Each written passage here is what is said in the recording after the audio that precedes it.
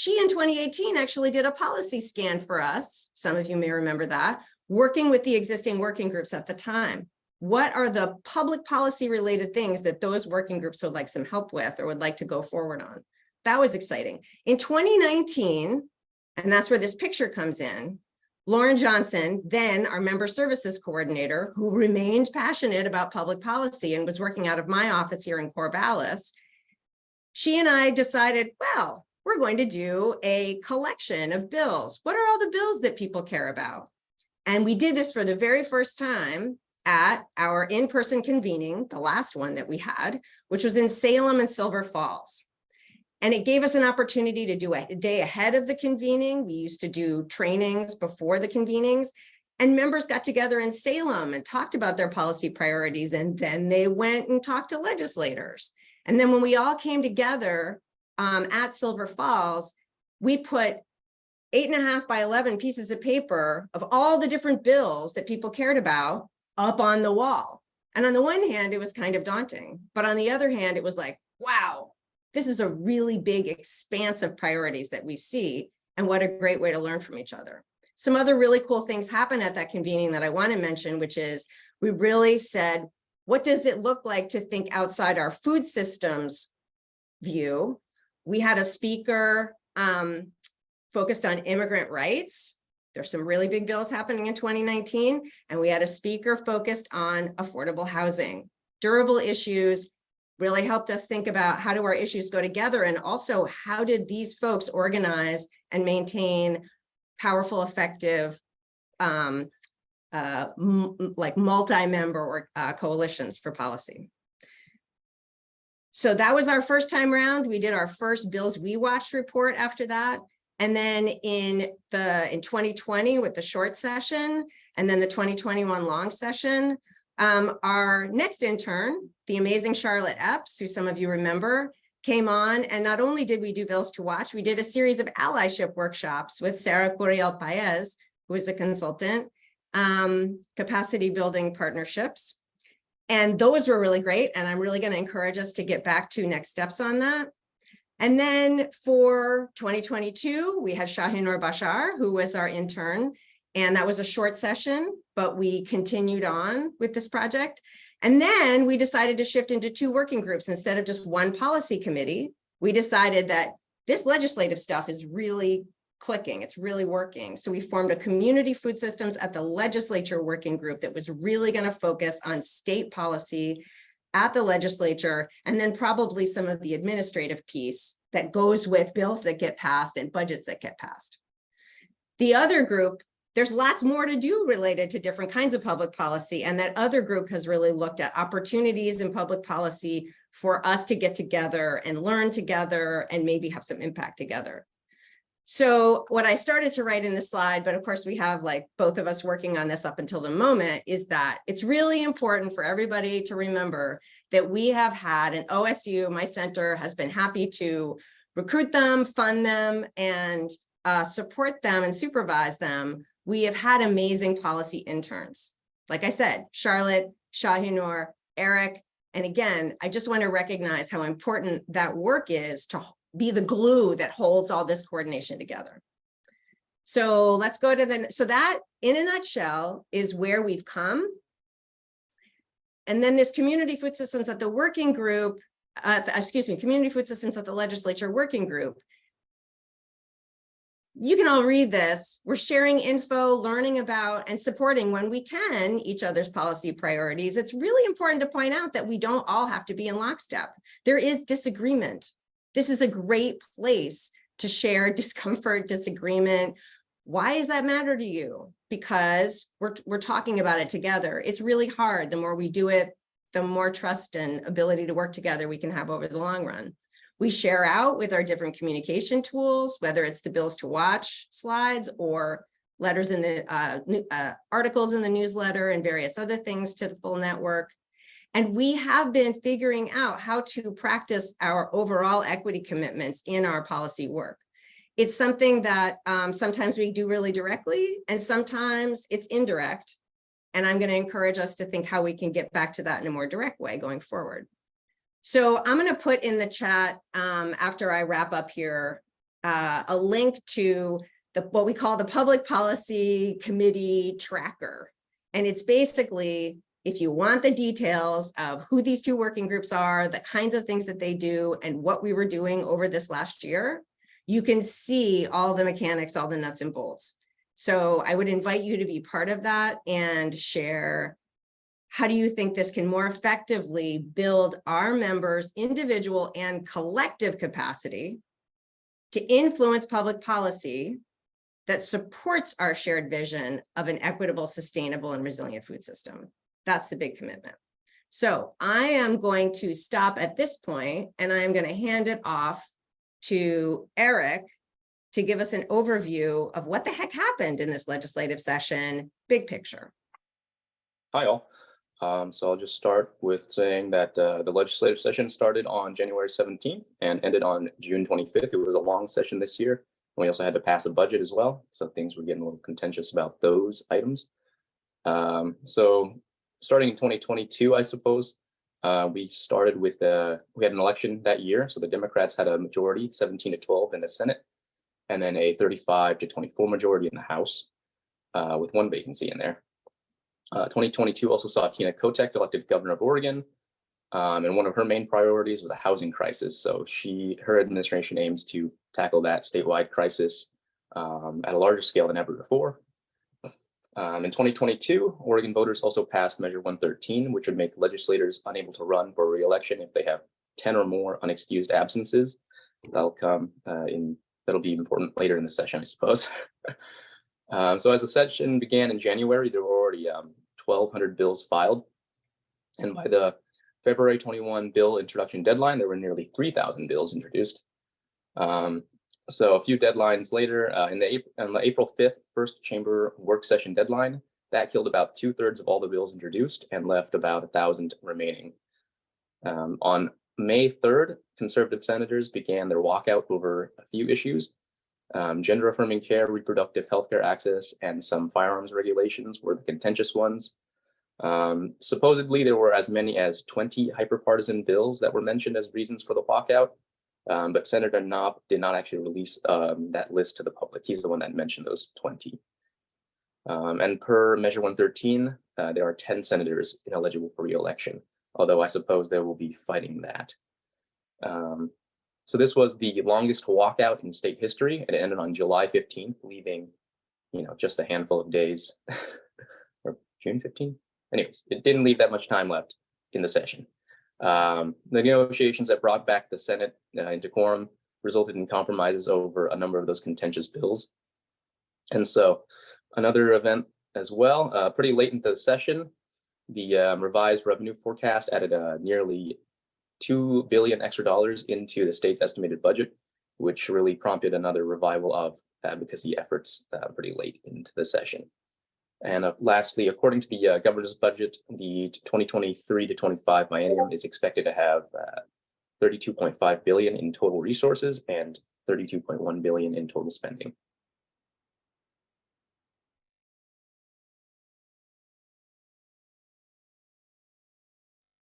Okay, great. That was a rapid run through what happened. I'm sure all of you were paying attention to that to some degree. Woo. So Andrew, do you want to go over these results, or Eric, are you going to? Yeah, I'll do it. We're going to run through this pretty quick. The plan is to do some breakout rooms and chat, but first, and we want to make sure we have enough time for all of our advocates to share updates on these important bills. So the breakout rooms will be about 15 minutes, but beforehand, you all answered some questions, and this is the breakout of answers to how folks engaged in the 2023 Oregon legislative session. You had to pick your top way. I'm sure many of you did all or many of these things, or some of these things. So, but we have, as you can see here, the largest piece of the pie is those who actively lobbied and advocated. So we are in this, those folks who registered prior to today were actively involved in the legislative session, very, very engaged at the highest levels. So just here to show, this shows just the level of engagement and power that we have as a group. Things like observing, people are paying attention and watching.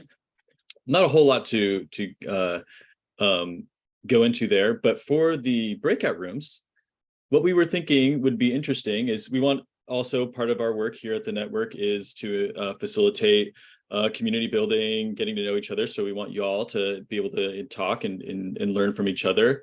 We're going to, like I said, about 15 minutes. The goal is to kind of talk through how you engaged in the legislative session. And specifically, our first question is, what was your goal? And for engaging back in 2022, we had some early convenings. We had great involvement from the network, 70 folks coming to our pre-session policy meetings. We had a lot of folks really hyped about engaging. How were you planning on engaging versus what actually happened as things begin rolling through in the session? And talking through that with your partner in the breakout rooms, if there was a difference, why that happened. And then we'll have a couple folks report back, and then we'll jump to those advocates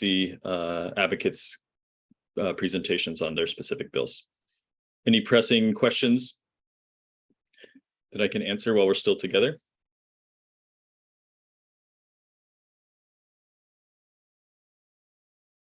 Okay. So I'm going to set up these breakout rooms. And we're going to have 2 to 3 people per room. And here you go. Have fun. We'll call you back here in a little bit.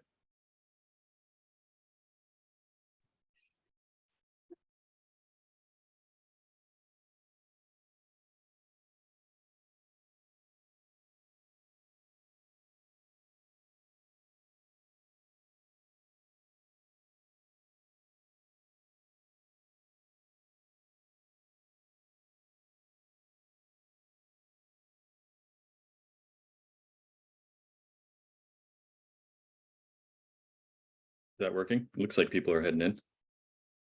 Good.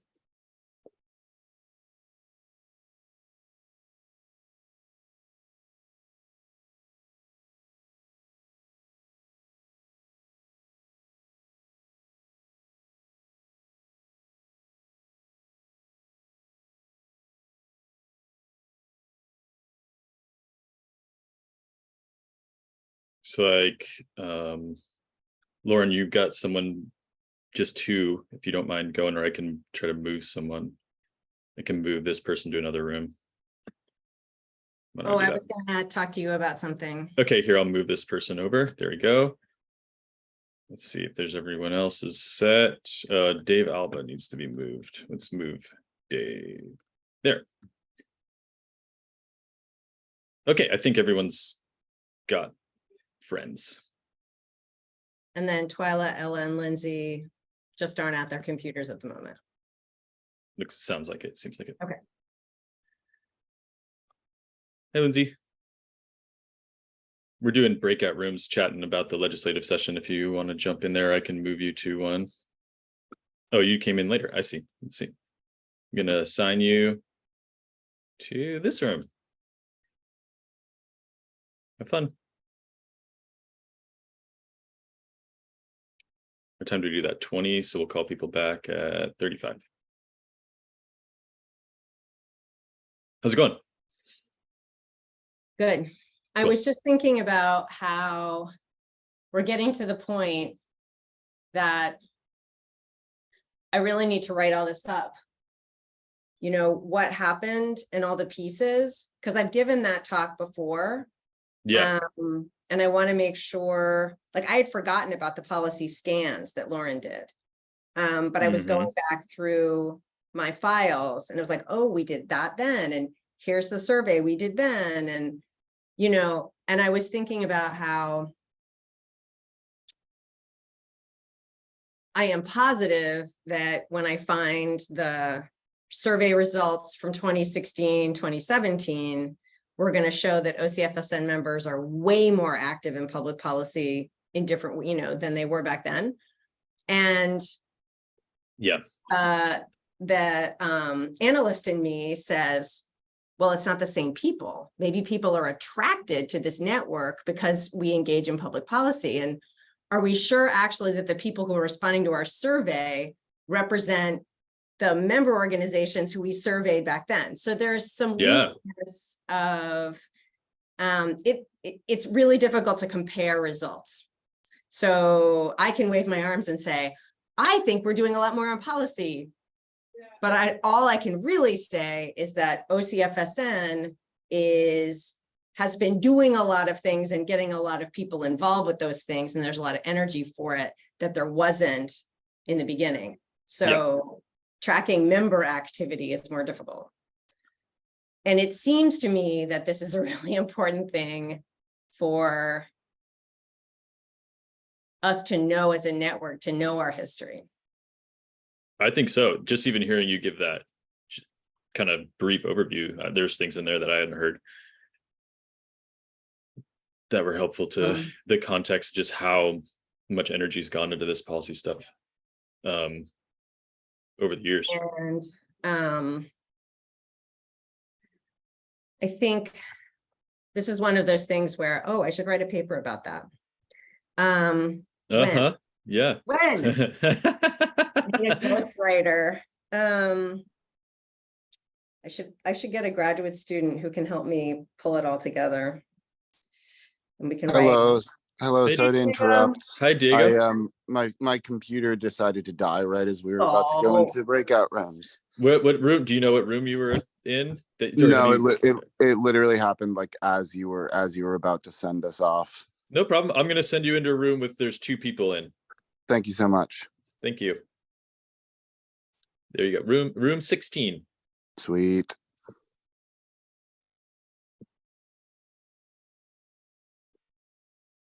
Cool.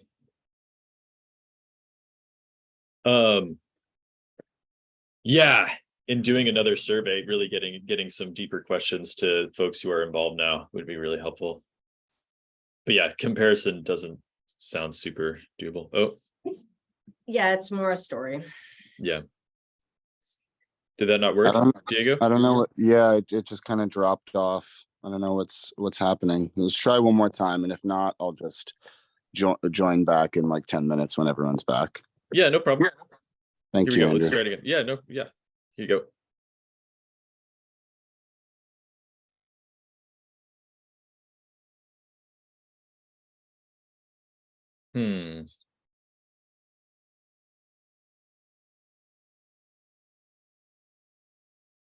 This is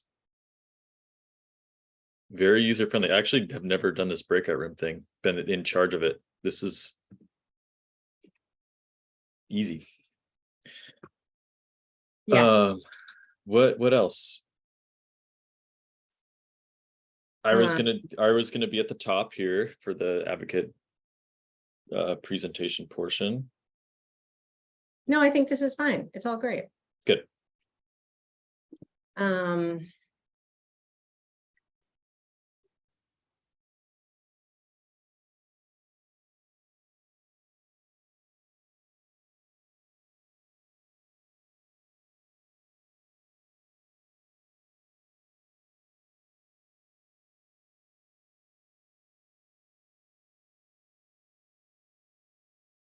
Folks learned a lot about water yesterday with our. Oh yeah, how did that go? It was fantastic. Yeah. Kaylin and Lisa, Kaylin from Wild Salmon Center and Lisa from Deschutes River Conservancy gave an excellent 101 on prior appropriation water law, and then answered a lot of great questions from the group on specifics of how this stuff plays out for small farmers. It was good. It was really interesting. We learned a lot. There's yeah. Folks, this is a policy question. Folks are like, how do we know when big water policy stuff are coming through the legislature? Like, who do we go to we can like learn from that are tracking water stuff that then will have impacts on us? And I think it's a tricky one. Like you can follow the conservation groups, you can follow Oregon Farm Bureau, but then it's really up to folks in our network who are specialized in working with these different farmer communities of how this impacts these people. Yes, and Karen Lowatsky Oh, is a not so secret weapon here. Who's that? Karen Lewatsky used to work for Food Alliance way back. And when I was trying to figure out, in December 2021, who does she work for now? What's It's her- LEWOTSKY. And okay, so she's Oregon Environmental Council, Rural Oh, okay. Partnerships and Water Policy Director. Oh, okay, perfect. That is exactly who we need to talk to. She's the right person. And I reached out to her That's very cool. when we got that funding to look at what are the kind of resilience practices that farmers might want to incorporate on their farms when we got that 2021 Yeah. emergency funding. And that was the project that I started, and then I handed off to Abigail and Maria and Barrett. Yep. And then you know where they went from that. I haven't even read their report. It was time to read reports. And then Karen was a great person, because she not only understands the issues, she's been here for so long. Mhm. She knows like the information flow. And Yeah. honestly, like it could be pretty cool to get her to like, That's fantastic. I'd be happy to like give her an honorarium to brainstorm around just what you said. Like, Yep. how can OCFSN members who have these priorities and issues effectively track what's happening? And is it at the legislature? Is it here? Is it there? Yeah. Yeah, All that'd be right. fantastic. No one brought up that. Someone did mention Oregon Environmental Council, but having a direct name is perfect. And I bring up the honorarium because I know she's working for an organization, and maybe because she's working for an organization now, but when I talked to her, I feel like there was also, well, anyway, just see, I don't want to assume that OEC can just give all of its, person time away. On the other hand, they are a venerable, important organization. So I would say, just go in, and from your perspective, as we're this network and we're trying to sort this out, you have all this expertise. Can you help us strategize? And then don't worry about the money part. Like, totally. No, that's great. I like that a lot. That's people, specifically folks at FOF, we're really curious. Like, we need to know what's going on, but who do we learn from? And I think having a deeper bench would be really helpful. Honestly, I think that OEC covers many issues that we care about, but we don't regularly engage with them. And I think that, when I think about equity, I think, well, OEC is also really looking hard at and has been incorporating equity principles in who informs the work, who is the work about, who, all these things, who's leading the work. And so in many ways, like being alongside organizations like that, so we're not just talking about the concepts of who's leading and thinking about those commitments, but we're actually seeing how others in Oregon who are doing this work are doing it in practice. I feel like that is really helpful for us. Totally. So where? Oh, right. Right. Where is, sorry, legislature.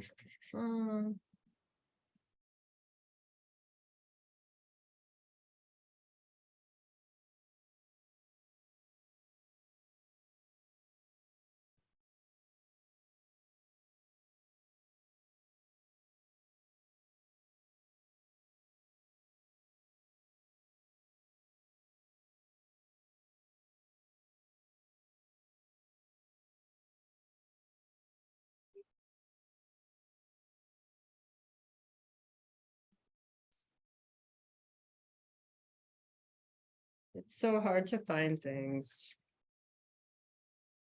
Yeah. I'm like, hello. I know I have. We're in here somewhere. Like when I came out of that meeting with her, I was Like, whoa.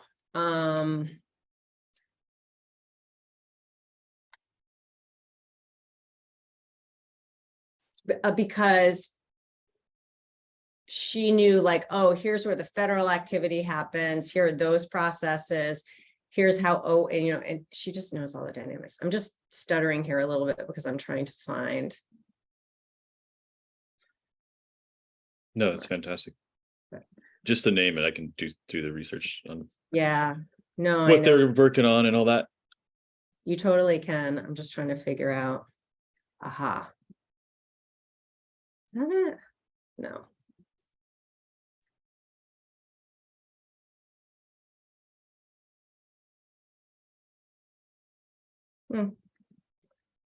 Well, Okay, we're gonna wrap this up. I'm gonna give him 60 seconds. oh, here it is.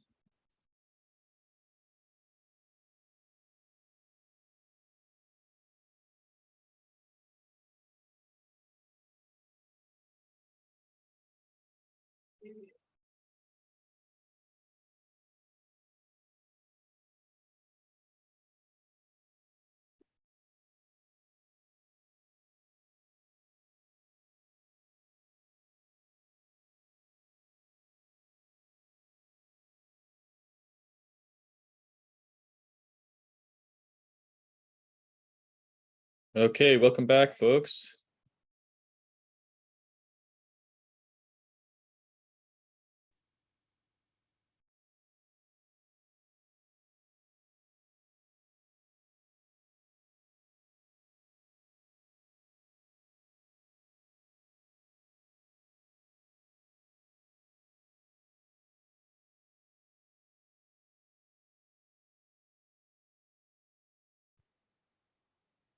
Okay, welcome back, everyone. How'd it go? Do y'all have some interesting conversations? Were there any standout conversations, revelations, things that you talked about that anyone wants to share with the group?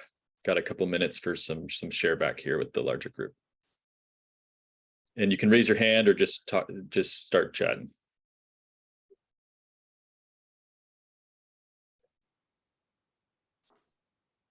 This is Megan from Orkin. We had folks who had planned to engage actively and weren't able to engage as actively because of capacity. And then we had some of us who had planned to engage at a moderate level and ended up engaging at a much more involved level than we had intended. It sounds like capacity for the planning to engage more, but not being able to. I'm assuming that's a common constraint.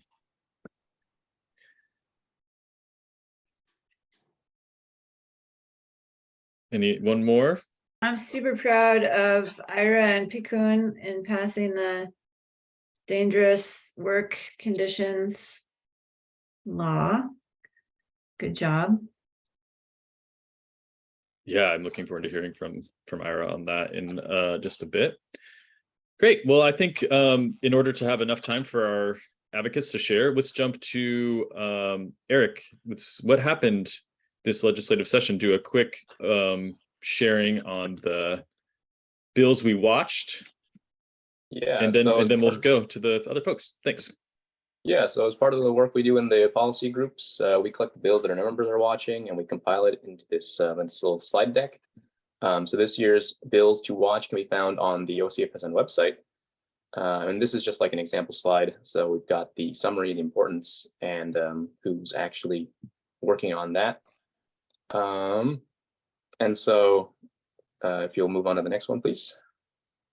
So this is the bills we watched. This is our post-session kind of summary of what happened with all those bills that we watched during the legislative session. And so this follows basically the exact same format as the previous slide that I showed you, except we update this with an annotation of what happened to that bill. What's the final status of the bill? So we've got either is enrolled, it passed the first chamber, but died, and it didn't pass either chamber. So This basically just follows the same format. It's got a few annotations to add some details, but I won't talk too much about that because our advocates will give you much more details about those bills. And with that, I think I'll let Ira take it away with the first. Yeah.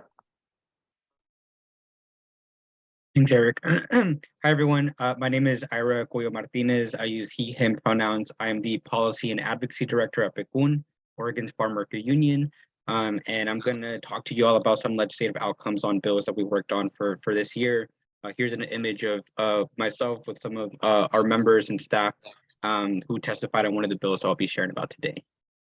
And go to the next slide. So Senate Bill 907 is the right to refuse dangerous work, which is what we just heard about. And this is to strengthen an existing right for workers who may be exposed to dangerous conditions, and particularly for farm workers, some of those conditions include temperatures over 100 degrees, unhealthy air quality of over 500 AQI or air quality index, and also exposure to toxic pesticides.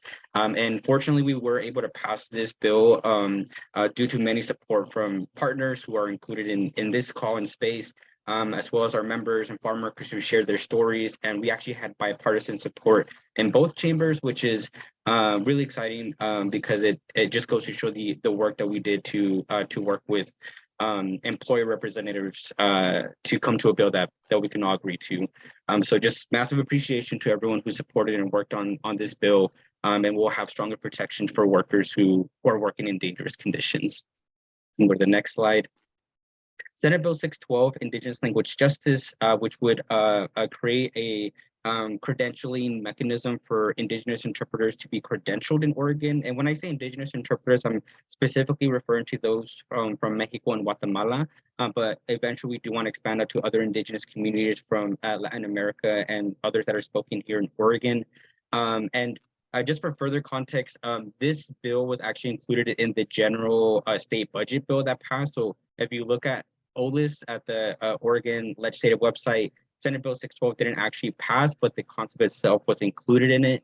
And this will just allow for more Indigenous interpreters to receive stronger wages and to be credentialed in Oregon so that our Indigenous communities have access to understanding when they're going to the clinics, medical services, as well as the court system. And so if you notice, the other two titles were in green because those two passed. This one's in orange, not quite red, because we did have a budget request of a $10 million reinvestment into the climate change fund. And for folks who are not familiar with the climate change fund, this is for farm workers who lost income due to extreme heat or wildfire smoke over the last couple of years. And so $10 million was actually allocated back in December of 2021 in response to the 2021 heat waves that we experienced. And so in this year, we did request $10 million to reinvest into that fund. And unfortunately, we only got $1 million out of those $10 million requests, so which is why it's at an orange color, because it's not exactly what we were asking for, or not even half what we were asking for. But we were communicated by leadership that more funds were allocated into a special purpose appropriation, which is basically a savings account for when some extreme weather condition does occur in Oregon again. So not quite there, but we did get some funding to support more farm workers in experiencing income loss. If we can go to the next slide. And you may hear this from other folks in this space. I think there's some people from Oregon Food Bank in the call, but Senate Bill 610, which is Food for All Oregonians, which would expand SNAP benefits to everyone in the state who qualifies regardless of immigration status. That unfortunately did not pass. It did end up dying during the Senate Republican walkouts, which is very unfortunate and very frustrating for immigrant rights advocacy in Oregon. So this will be something that we'll continue supporting and tracking, as we know farm workers are some of the folks who are contributing to our food systems but aren't receiving the income that they deserve, and oftentimes are the ones who are most commonly going to the food banks to receive the food that they help pick. So this is just a quick overview of the different bills. We worked on many different bills this legislative session, but just wanted to highlight some of the top priorities. And with that, I will pass it to Friends of Family Farmers.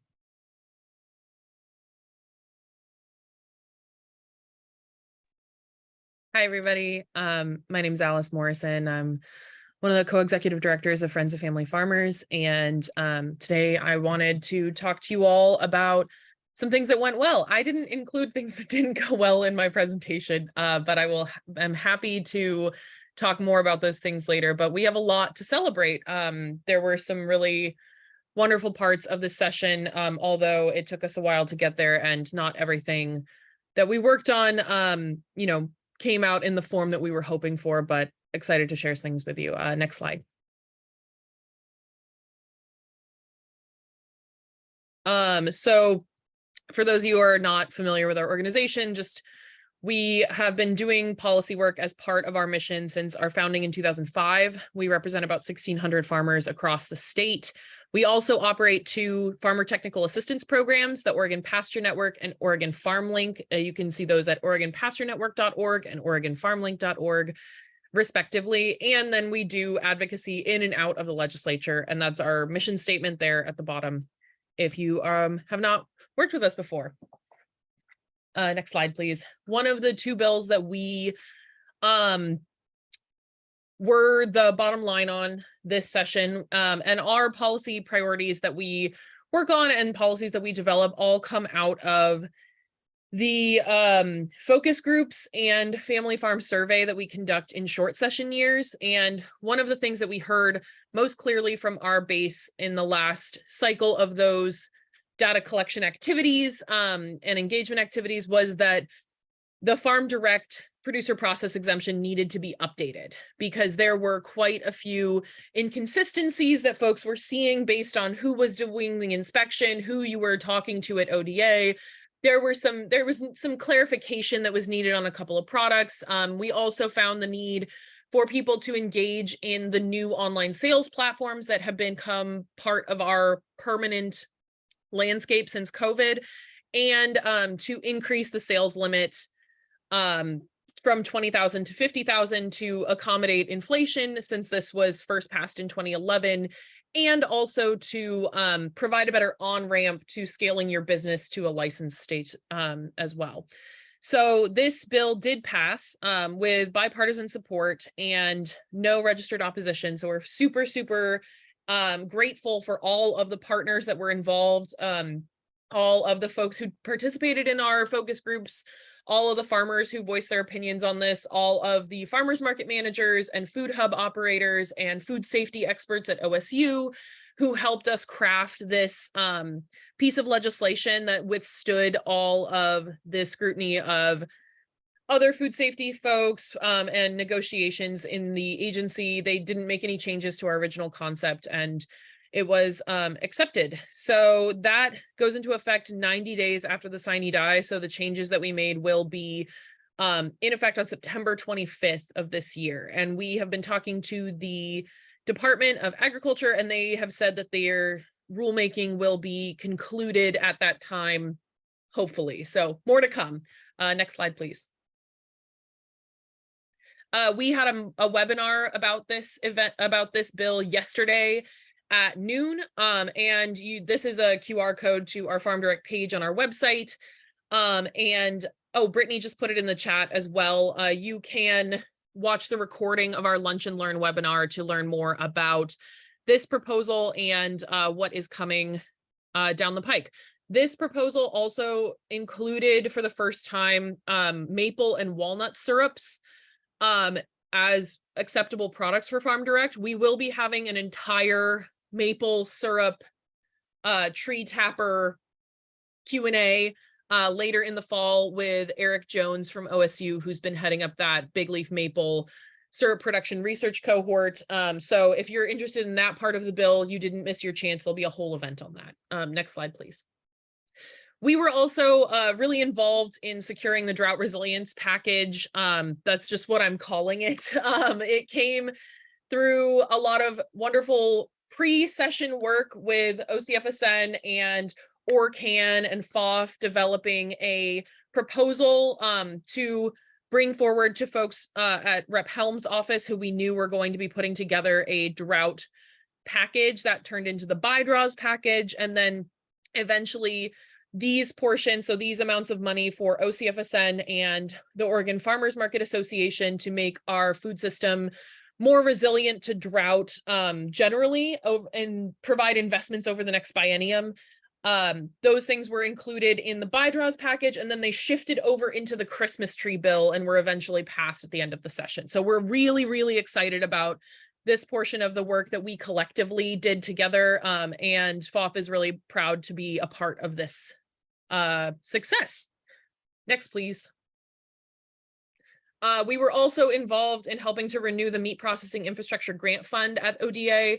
This is something that Amy Wong, who's on the call in her Oregon organic capacity today, when she was with FOF as our policy director, she worked tirelessly to get the original $2 million fund passed back in 2021. And we were part of the dispersal of that through the ODA Meat Stakeholders Group last year. And then Rep. Owens and Rep. Finley brought back the concept this year. We were not involved in the drafting of the concept, but provided support from small producers along the way. And this was eventually passed in the Rural Economic Development Funding Package to the tune of $9 million. And that fund is being administered by ODA and will, I think, will open in the fall again for another round of applications. And then I'm going to briefly talk about our most contentious priority, SB 85, factory farm restrictions. So this bill started out as a factory farm moratorium. We asked for a pause on the largest tier of CAFO permitting. So large, it's called large tier 2 CAFOs, and CAFO stands for confined or concentrated animal feeding operation. And when we're talking about large tier 2, we're talking about 2,500 and above cows for dairy, 5,000 and above cows for beef, 350,000 and above chickens for meat, like the largest of the large facilities in Oregon. So the moratorium aspect of this died pretty quickly. It was not able to move forward. And so we were asked to come up with kind of all of the reforms that we wanted to see developed in a thoughtful, stakeholder-driven process during the moratorium in about 2 weeks, and try to, you know, move that forward instead. So this bill is definitely not the end of the road on these issues and holding agribusiness accountable for its impact on environment and communities. This was really a moment in time where the Morrow County water crisis and the uproar from the farmers in the SIO area at the Foster Farms encroachment really came together to provide enough pressure to get anything done on this issue. We've been working on trying to do something like this for quite a few years, and we're very excited that we made any progress, but I want to emphasize that this bill represents a big compromise and that we will be coming back to tie up some of these loose ends in future sessions. Next slide, please. The first thing that this bill does that I wanted to highlight is that it does impose the first ever limit on the stockwater exemption. If you are a CAFO facility that is brand new, you have a 12,000 gallon per day limit. You can't bank that, it's just 12,000 gallons a day, and existing facilities cannot expand to more than 12,000 gallons a day over what they're already using now. So you'd have to be required to estimate your stockwater use and then no more than 12,000 gallons more than that. Next slide, please. You also now would have to obtain a land use compatibility statement for a large CAFO permit. And this is part of the permit package. And this is where counties can have a say in whether or not industrial facilities are located right next to residences, schools, churches, community centers, and gathering places. Unfortunately, this does not include the fish-bearing streams component that was in some previous versions of the bill. This is only to do with human uses.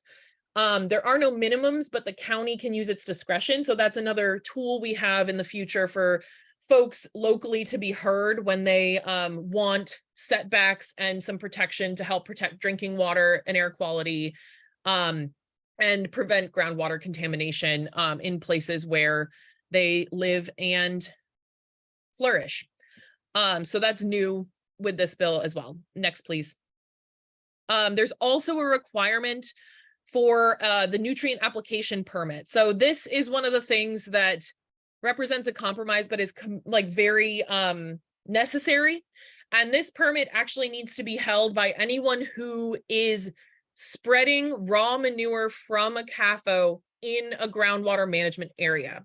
So that's not limited to people who are operating CAFOs. If their waste management plan is to spread it all themselves, they will obviously need a nutrient application permit. But if I, as a farmer, was like, hey, I'm going to go get 10 units of manure from this dairy and spread it on my field, and I happen to live within a groundwater management area, I would need to file a nutrient application permit with ODA so that that CAFO permit holder can put that nutrient application permit number on their waste management plan for their application.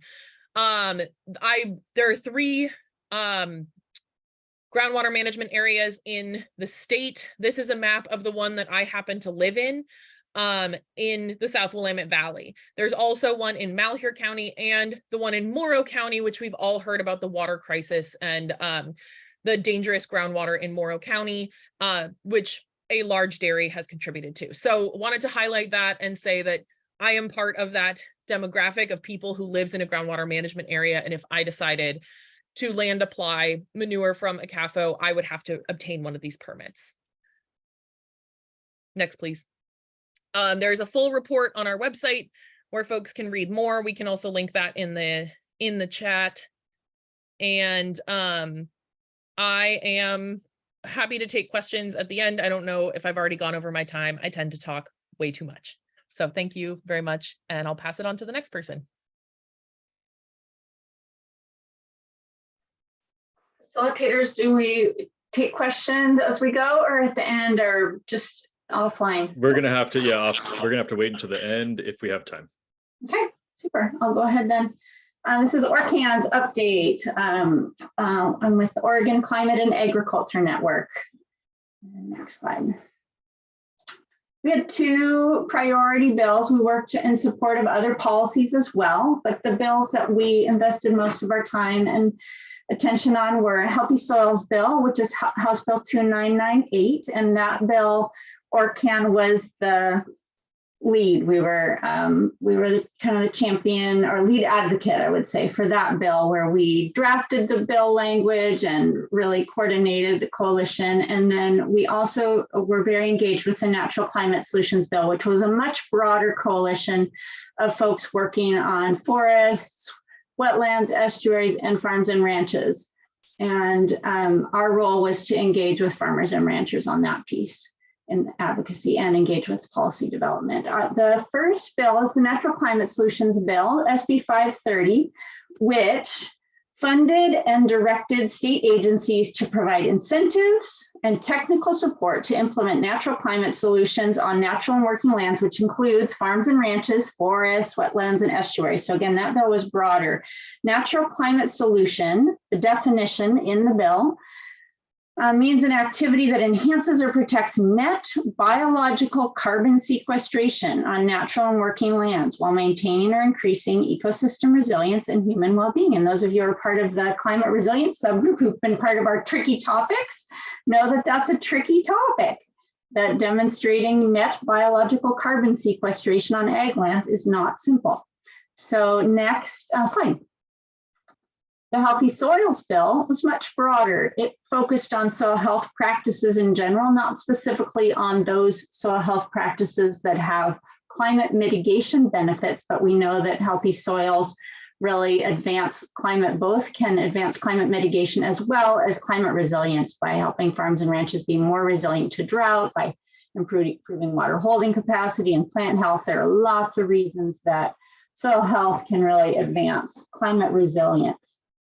This bill expanded strategies to advance soil health, including technical assistance, financial incentives, farmer-to-farmer education, equipment, and soil testing. So it was broader in its strategies. Next slide. ORCAN was a champion for both bills. We were the lead on the Healthy Soils Bill, and with the Natural Climate Solutions Bill, our role was really engaging our community, especially farmers and ranchers, in advocating for the Natural Climate Solutions Bill. Next slide. The Natural Climate Solutions Bill passed. It was incorporated into the omnibus climate resilience package in its entirety, so no changes. The whole SB 530 was plopped into the climate resilience package along with 12, I believe, for a total of 13-ish bills there. That package was funded and passed in the last days of the session, so the full SB 530 was implemented as policy and funded. Again, it provides financial incentives and technical support to land managers, including farmers and ranchers, for the adoption of natural climate solutions, which includes soil health practices as long as they're recognized as natural climate solutions. So just these two big pieces, financial incentives and technical support, where the Healthy Soils Bill had other pieces like soil testing and research and such. Next slide. The Healthy Soils Bill, unfortunately, did not pass. It had really broad support from the ag community and the legislature. It was a bipartisan bill, but there was too much overlap with the Natural Climate Solutions Bill, and our legislators did not see a need for both. They didn't understand that distinction in the very brief amount of time that we have to communicate with them in meetings and such. Even though we tried to really clarify why it was important and farmers needed that flexibility, climate was really the priority this session, and Healthy Soils was not. It's a new concept to our legislature, and we did a lot of education with our legislators. We met with over 30 offices, which is nearly a third, which is over a third of the entire legislative body, and had a lot of meetings with farmers and ranchers attending those with their legislators as well. But climate was the priority. So the Healthy Soils Bill didn't pass this session. Next slide. But luckily, most of the policy in the Healthy Soils Bill, specifically the financial assistance and the technical assistance, can be achieved through implementation of the Natural Climate Solutions Bill. There was so much overlap that we got most of what we asked for through one bill. And so it was nice. ORCAN had a kind of two-pronged approach. Don't put all your eggs in one basket. And it worked out. We had this kind of bipartisan approach focused on soil health and another bill focused on climate. And climate was the priority for our legislature this session. And so as long as soil health practices are recognized as natural climate solutions, we will really be able to see some of those benefits. Next slide. What's next? We're not sure if we're going to be returning with another Healthy Soils Bill in the future. It's more likely that we're going to focus on where the door is open right now and where we've had success with funding and technical assistance through the Natural Climate Solutions Bill. So we're going to be really engaged in implementation of that bill. I serve on the Natural and Working Lands Advisory Committee for what's now called the Oregon Global Warming Commission. I'll have a new name soon. Ken will be engaged in that rulemaking process to ensure that the incentives and the technical assistance are equitable for farmers and ranchers, and that they work for farmers and ranchers on the ground, and also that soil health practices are recognized as natural climate solutions. And we're also hope to be engaged with OCFSN's distribution of the 2.5 or 2.65 million in grants. So excited about it, focused on drought resilience strategies, including soil health.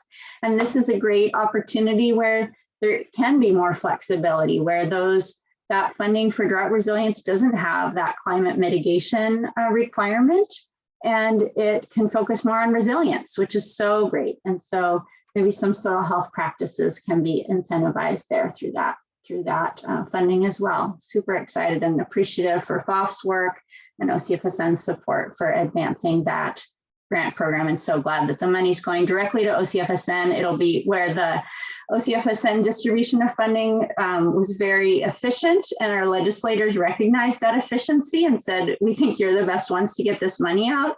The Natural Climate Solutions Bill will probably take nearly a year just to figure out the process. It's going to take a while for that money to get out. And we're really thrilled, even though the Healthy Soils Bill didn't pass, we're really thrilled that the state will be providing all of the support for climate mitigation and resilience, including soil health, on Oregon's farms and ranches.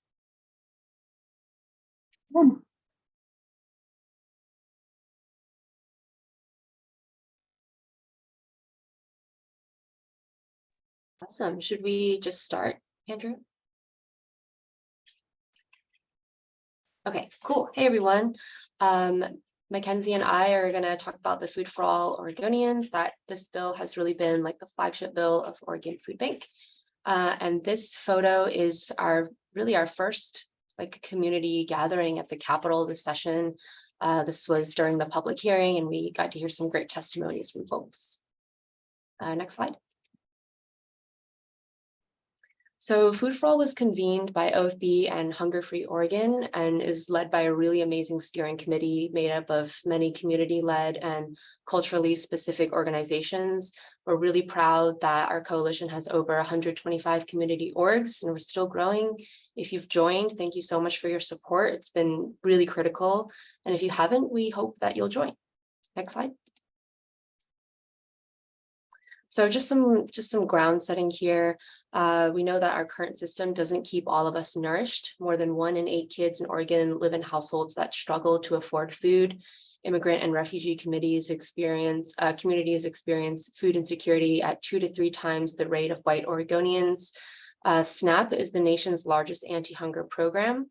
And in Oregon, over half of the participants are in families with children. SNAP lifts 50,000 Oregonian children out of poverty each year, but it still has outdated and racist policies that exclude many from accessing food.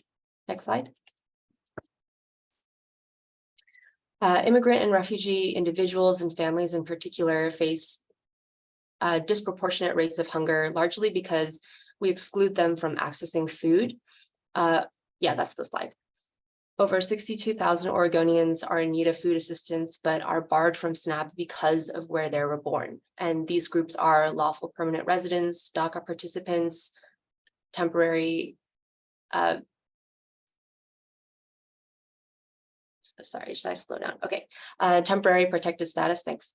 Compact of Free Association community members, undocumented immigrants, and anyone in the process of seeking asylum. I think it's important to note that all of these groups pay taxes and yet they can't receive this food assistance. Next slide. So to figure out how to address this issue, we worked with the very community that's being impacted and eventually came up with Food for All Oregonians. And before diving into Food for All, I'll talk a little bit about how it was developed. So at the very core of this campaign is the understanding that policy solutions that are rooted and informed by the lived experiences of those most impacted, those are the policies that work best and deliver the most meaningful outcomes. So from the very beginning, Food for All Oregonians was envisioned to be both community-led and community-designed, so that the campaign is being led by those most impacted. This campaign is informed by those with lived expertise of food insecurity and who are immigrants, refugees, or COFA citizens. And we did this by holding a variety of outreach and listening activities in 1/3 of the counties across Oregon, 13 counties across rural and urban spaces. It was done in 20 different languages. And it was from those conversations that Food for All policy was born. And going forward, we will continue to hold the folks most directly impacted and at the center of the policy. And now I'll pass it off to Mackenzie to really dive into what the policy is and what has happened. Thanks so much, Sammy. Yeah, so like Sammy said, this policy was developed by and for and with the expertise and experiences and feedback of folks that will be most impacted. So it did 3 kind of major things. It had 3 major components. First, to make food assistance itself more equitable and inclusive by ending exclusion to food access based on immigration status, by creating a state-funded program that would mirror the federal SNAP program or food stamp program. Food for All would have allowed the 62,000 plus individuals that are currently barred from applying for SNAP to apply to the state-funded program and actually receive food assistance that looks very similar to the federal SNAP program. But as many of you already know, creating a program to meet a need is just one piece of the puzzle. So the second and third components of this bill would have ensured that communities this program was meant to serve actually knew about the program and felt welcome when applying. And it would do this by utilizing already established community-based outreach, assistance, navigation, and support mechanisms so that applying for this state-funded program was actually culturally responsive, rooted in trust, and truly accessible to everyone who qualified. And next slide, please. So because we're talking about how folks engaged, wanted to just highlight what happened this legislative session. We know that the true power to make change really lies in community members, and especially directly impacted folks raising our voices, sharing stories, and urging legislators to prioritize solutions that work for us. So for the Food for All campaign, that looked like holding community meetings in all corners of Oregon to talk with folks about the importance of this policy, hearing their thoughts, and then taking action together. And then we were able to hold one of the biggest advocacy days in Salem in person, where we met with over 40 legislators, which was so incredible.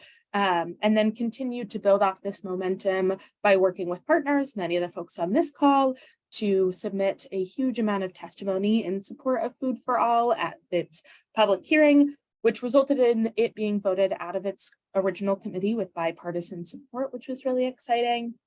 And then towards the end of session, we showed up at the Capitol to rally and put additional pressure on our legislators to prioritize Food for All. And all of this really shows how deeply felt and important this issue is in the mission of ensuring food is accessible to everyone. But like Ira mentioned, Food for All was not passed in this legislation. It was not prioritized by Democratic leaders and died during the Republican walkout this session, which was incredibly disappointing. And means that the folks that currently experience disproportionate rates of hunger will continue facing those impacts. But we do know that organizing and advocacy work, so the campaign is not over and will continue to hold legislators accountable to moving this forward. So if we can go to the next slide, please. Great. Yeah. So just wanted to flag for folks that if you haven't been part of Food for All, you can continue to endorse as an organization or support as an individual, or reach out to Sammy and I for questions, feedback, ideas, all of that. And just wanted to thank everyone here that already supported this campaign. All the progress that we were able to make last session is really a result of all of us coming together. So just wanted to appreciate the OCFSN community that showed up to support Food for All. And we'll see y'all next legislative session, hopefully. And I'll pass it to whoever's next. Thanks, everyone.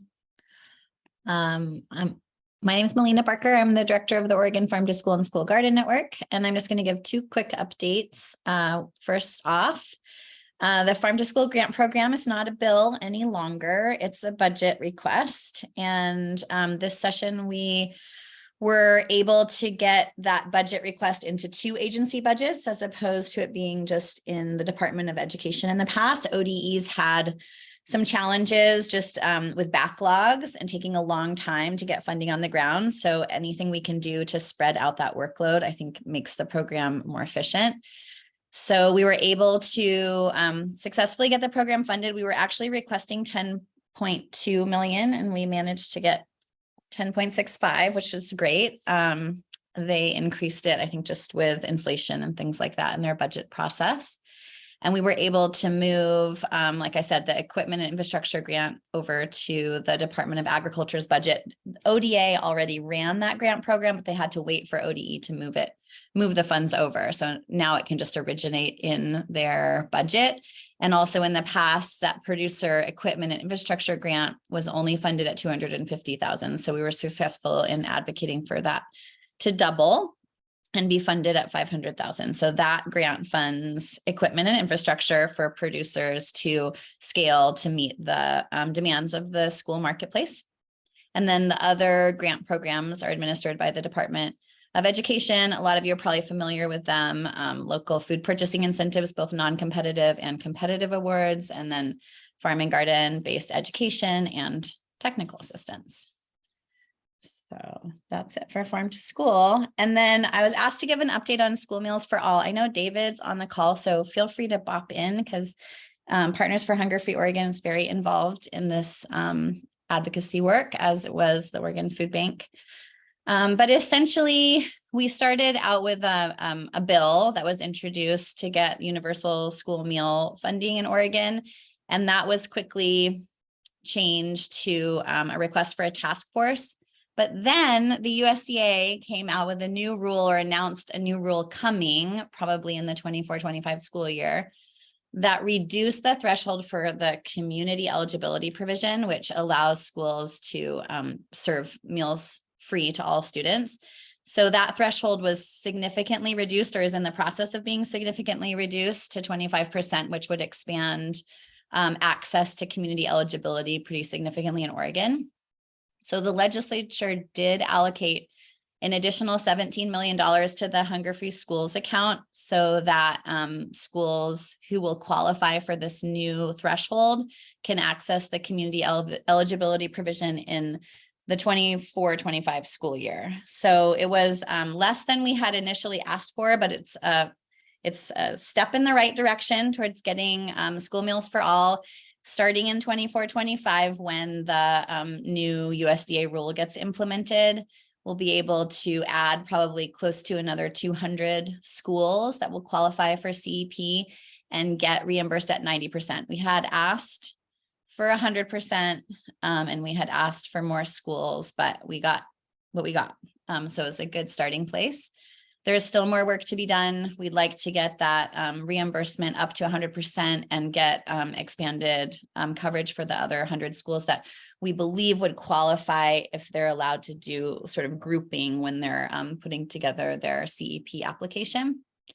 So that's like a lot of school lunch jargon probably, but for this group, essentially we're a little closer. We're able to, you know, I think get close to like 76%, maybe David can chime in, towards school meals for all in Oregon in the 24-25 school year. And then our next steps is that we are going to continue to work together. It's been a really great coalition of folks meeting to talk about universal school meals, and we're going to be pursuing a healthy school meals for all work group together that we're forming, Partners for Hunger Free Oregon, Oregon Food Bank, a whole bunch of other great partners.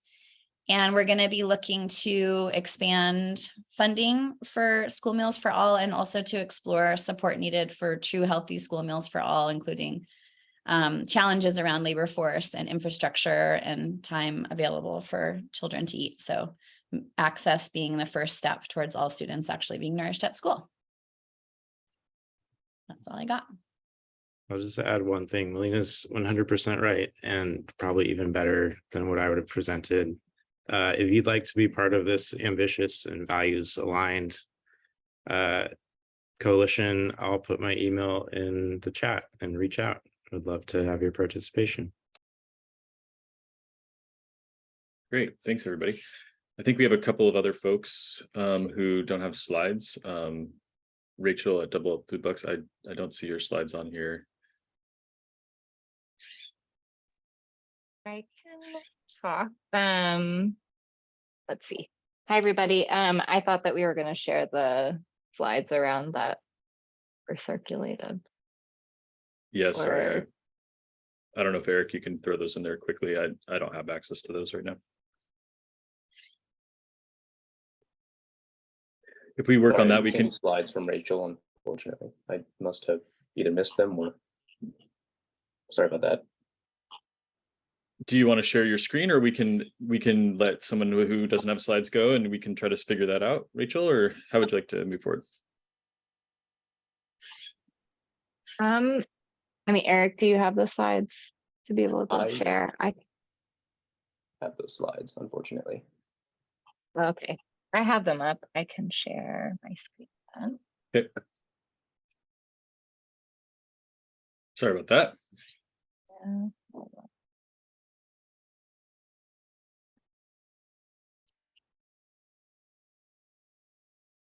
Can you all see? Very good. Great. Hi, everybody. Rachel Ward, Executive Director of Farmers Market Fund, here to update you on Double Up Food Bucks. So I think most folks are familiar, but Double Up Food Bucks is the SNAP matching program that provides a $1-for-$1 match on SNAP purchases at farmers markets, farm stands, grocery stores, and CSAs in order to purchase additional fruits and veggies. And so there was a coalition of partners that worked on House Bill 2728 to receive funding for Double Up Food Bucks. That included Farmers Market Fund, Oregon Food Bank, OFMA, the Farmers Market Association, as well as Pacific Northwest CSA Coalition, and American Heart Association. And so although the bill made it through the hearing, got passed on to Ways and Means, it was dropped after that point and did not pass. And so despite that, we found out in the several days after the end of the legislative session that Double Up Food Bucks was awarded $4.2 million in the current service level budget within self-sufficiency. And so I am new to legislative work, but my sense is that that is still a very good thing. And that is a goal that we've been working towards for a long time in terms of getting stable funding for Double Up Food Bucks. We originally did ask for 8 million, so it's not the full amount that we asked for. But it is a slight increase from what we received in the last biennium to account for inflation.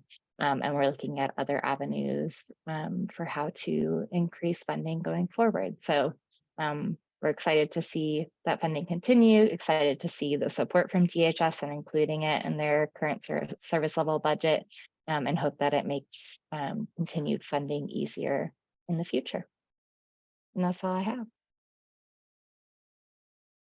Fantastic. Thanks, Rachel. We're going to have Nellie and then we're going to have Greg. Thanks, Andrew. I'm going rogue and not using slides, so you just see my face. I'm Nellie McAdams. I use she, her pronouns, and I'm with Oregon Agricultural Trust. And our primary policy objective was getting funding for the Oregon Agricultural Heritage Program, which many of you already know about, but just as a summary, it's 4 different grant programs at the Oregon Watershed Enhancement Board that support both agriculture and conservation. And those are grants for working lands conservation easements, for conservation management plans and the activities that go along with them, for technical assistance for organizations to do that work, and then for succession planning support for farmers and ranchers. So those are the 4 grant programs. This was funded for the first time in the 2022 short session, and we got $5 million to get the program up and running and run the first grant cycle, where we had 7 different projects, a ton of great work that was able to be done. Our request for the long session was 10.8 million, so 10 million for the grants and 0.8 million for program administration. And we had tried to set it up with belt and suspenders. So we had 3 different vehicles for funding. OWEB had first included it in its budget, but that was not put into the governor's budget. So we tried to get it reinserted through Ways and Means. We had a bill, House Bill 3366, and then we were, as a last ditch effort, trying to get it into the Christmas tree bill.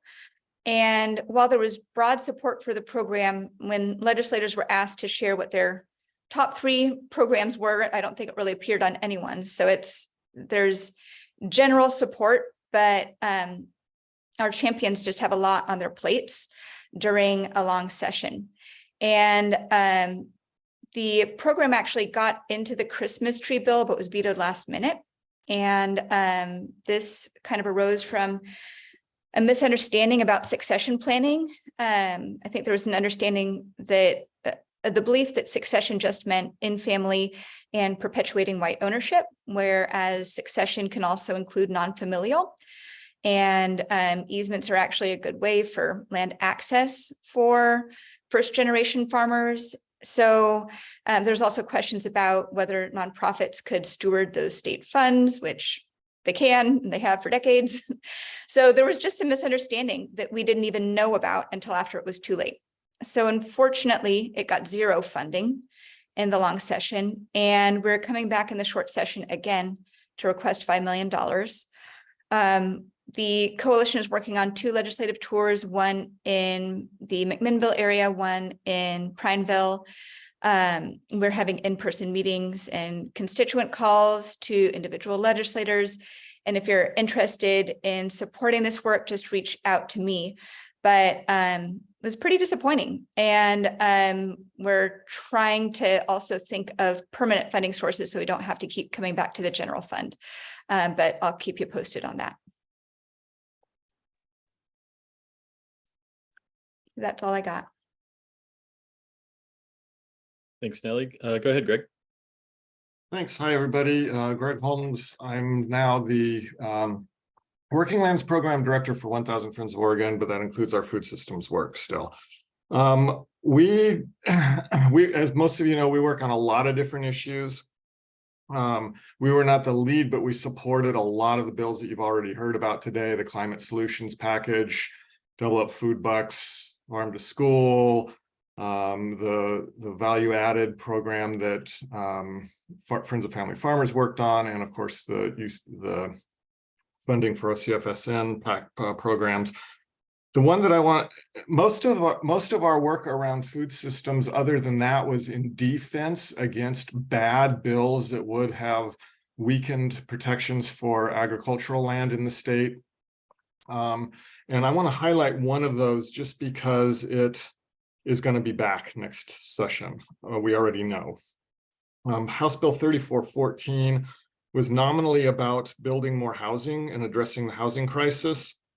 It started out as a bill that was making it easier to build housing inside of urban growth boundaries, and we worked really hard with the governor's office and others to make it a bill that would work. And then right at the last minute, the home builders got an amendment put into it, which would have allowed any city to expand its urban growth boundary with no show of need if they promised that part of it was going to be part of that land was going to be dedicated to affordable housing, which wasn't defined very well. The protections in it made it so that there was no repercussions if they didn't follow through with that commitment. Those of you who were on the May 19th presentation that Nellie and I did about protecting farmland in Oregon under land use planning program know that a lot of the urban growth boundaries in the state sit in the middle of farmland. So if you expand an urban growth boundary in a lot of places, it's very likely that it's going to go onto farmland. So these issues are related. Unfortunately, it's really easy to conceptually for somebody to think, oh, if we just had more land, we could have more houses, right? That's not actually the problem in Oregon. There are urban growth boundaries collectively have plenty of land for housing. There are a few exceptions where some cities need more land, but there is already a process for getting that land. And I want to just give you a quick example of Bend. In 2016, Bend added close to 3,000 acres to their urban growth boundary for residential purposes, including a small piece that was added under a pilot project that's very similar to what was proposed here. All of those acres collectively would have had the capacity for about 8,100 houses. Here we are 7 years later, and only about 500 have been built in that area, and none in that pilot project area, not a single house. The problem is that Bend can't afford the infrastructure that is necessary to support that housing. They have, by infrastructure, I mean all the roads, the connectivity, the sewers, the water pipes, all of the stuff that you need in order to build a neighborhood. The city estimated that there's 4 projects that would cost about $63 million necessary to support about 3,000 of those homes. I want to emphasize that money does not include the local street network. It just includes connectivity from that local areas and sewer projects. That would add about $21,000 to the cost of each one of those houses. Somebody's got to pay for that. And that's not, again, that's not all of the costs that they're short. So, Greg, I'm sorry. I'm going to get there. I'm wrapping right now. I did that to make the point that it's not expanding the UGBs and more land. What we need to do is figure out how to fund the infrastructure. And this bill will be back. We've already been told that in the next session, and we just need to be on the watch for that. And in 2025, we will have an affirmative agricultural land protection package going, but details TBA. Thanks. Very good. And we have 3 minutes left. We're probably going to go a little over. We have Amy Wong. I don't have your slides for you, Amy. Do you have any updates you want to share? Hi, yeah, I have a hard stop at 11:30. So quickly, Our big win, I run the Oregon Organic Coalition, was securing permanent $2 million per biennium for OSU's Center for Small Farms and Community Food Systems Organic Extension Program.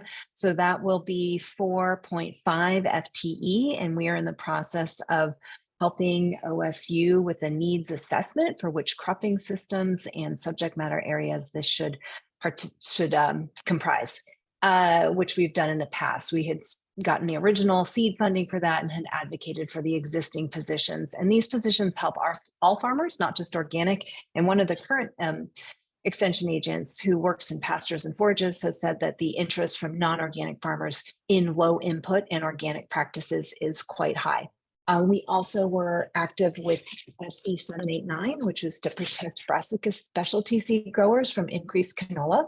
And that bill passed, albeit amended. And so there is a current new one-year sunset that will happen next July. We'll be going into a work group shortly with ODA and Friends of Family Farmers and others who are doing this work.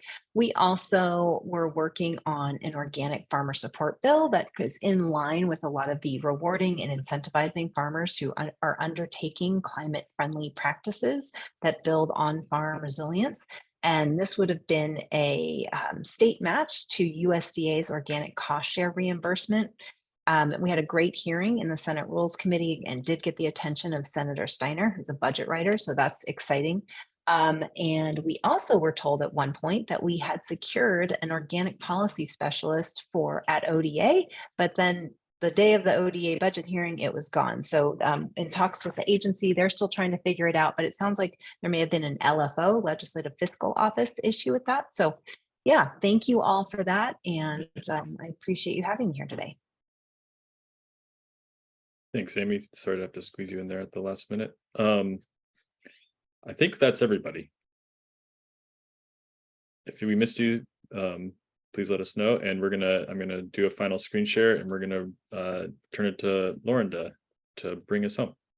Oh boy, I get the last word. Wait, actually the last word is wow. That's amazing. And there was a lot to take in. We'll be sending out, I think, the recording and then also the slides, and also you can check out bills we watched. And I just put this in the chat. Just take away from this about next steps that we will have community food systems at the legislature for the next session. We will continue this as an OCFSN project supported by and including a working group focused on community food systems at the legislature. And in September, we'll be regrouping and thinking about how do we fine tune what we already do? How can we regroup on deliberately thinking of how we incorporate equity, allyship, our other goals, big picture into our policy work in a way that we can keep it going. And we'll invite all of you to be part of that. So thank you so much for everyone's attention here and for all the folks who worked so hard to shape what happened at the legislature in the best possible way for our shared goals around food system transformation. This is huge. We really appreciate all that you've done. So with that, thank you so much and have a great rest of it. Oh, and thank you, Eric. Good luck in grad school. And thank you, Andrew. Take care, y'all. Bye.